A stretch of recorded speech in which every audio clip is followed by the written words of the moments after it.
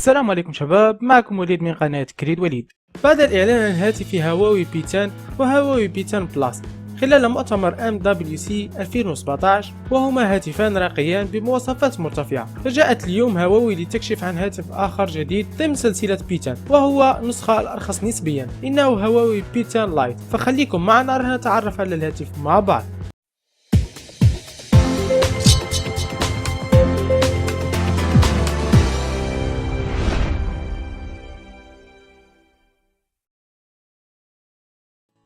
ويأتي هاتف هواوي بي 10 لايت بشاشة بقياس 5.2 إنش بدقة فول HD من نوع IPS LCD، ومعالج كيرين 658 8 النواة، وذاكرة عشوائية 4 جيجا بايت، وسعة التخزين الداخلية الخاصة بالهاتف 32 جيجا بايت، وهي قابلة للزيادة.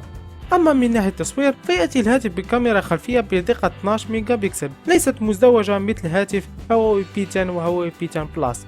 أما الكاميرا الأمامية فهي بدقة 8 ميجا بكسل. ويأتي الهاتف هواوي بي 10 لايت أيضا ببطارية 3100 أمبير بتقنية الشحن السريع مع مستشعر البصمة.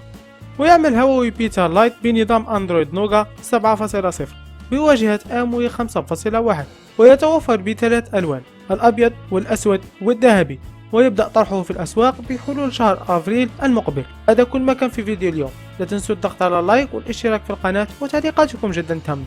كان معكم وليد، مع السلامة.